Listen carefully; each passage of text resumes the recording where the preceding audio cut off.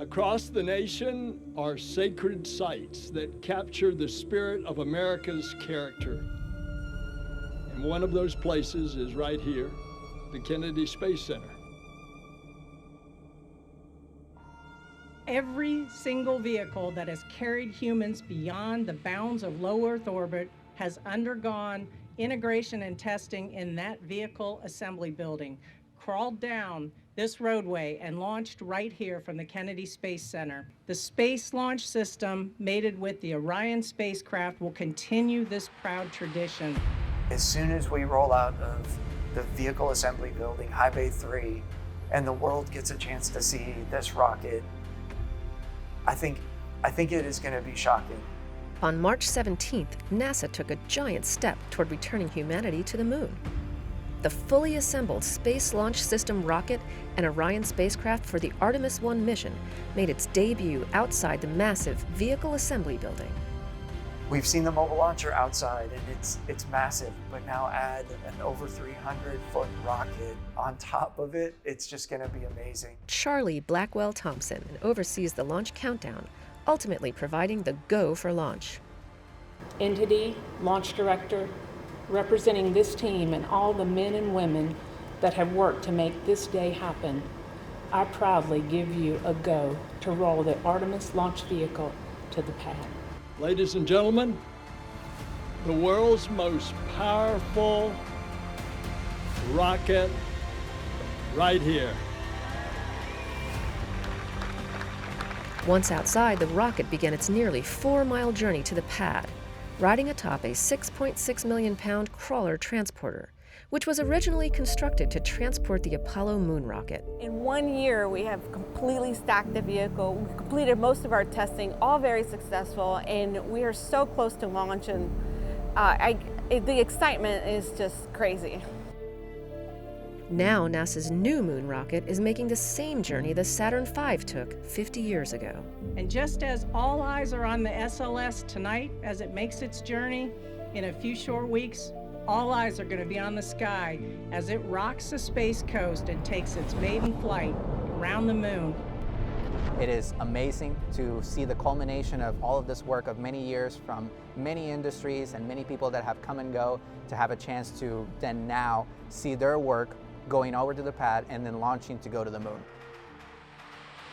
The rocket is rolling to historic Launch Complex 39B, its launch pad used for both Apollo and shuttle launches, sending hundreds of astronauts to space throughout the decades, and now on tap to send hundreds more as we return to the moon and venture beyond to Mars. But for this mission, there will be no astronauts on board. Before the uncrewed Artemis 1 stack can launch to our nearest celestial body, it has to travel to the pad for a wet dress rehearsal, a test to run the rocket, capsule, launch team, and launch pad through their paces, simulating a launch countdown. When we get to the pad team will be connecting all the interfaces between the pad and the mobile launcher so that we can go ahead and start our operations at the pad. So at that point, the launch director really takes over, and she will go down the sequence as if it was really a normal launch day.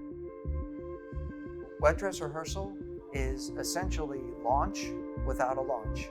It is to really, the reason we're doing it is to verify and validate all of the pieces that go into launch countdown. So wet dress is really our opportunity to find any issues or adjustments that we need to make in our launch countdown. For Artemis 1, the wet dress rehearsal is the final and most critical test before the rocket can return to the launch pad for liftoff to the moon.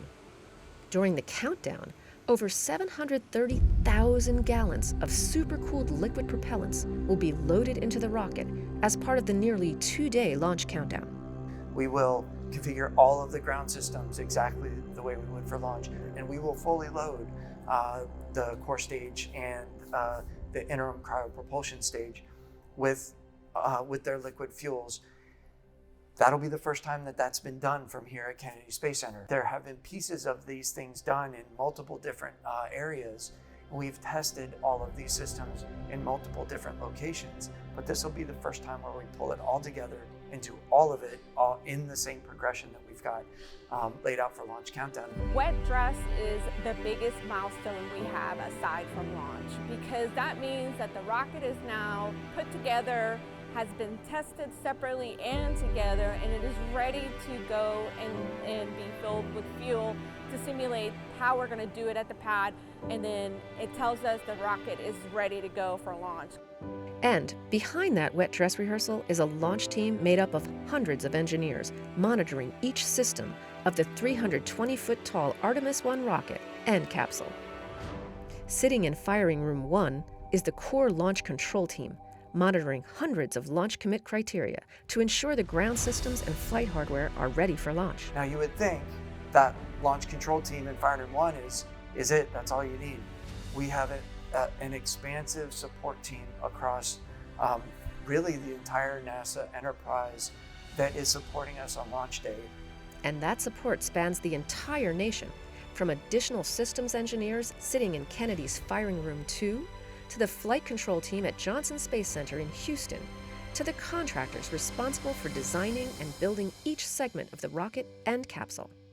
This team is really shaping up to be a great, very skilled and ready to operate and execute launch for Artemis 1.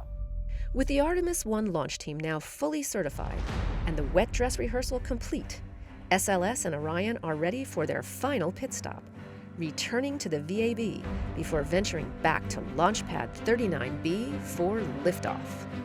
I mean, we are going and we're going together, and we're having an opportunity to do this in a new generation of space exploration in which I can say that I'm honorably a part of. You know, you come every day to the VAB and you see the rocket and you can't believe what we have accomplished. People throughout history have always explored, and you never know what you're going to learn. Exploration is not always about the destination, but it's the path that you travel, the things you learn along the way. And the things we're going to learn are going to be incredible. We can't even begin to understand what those are today.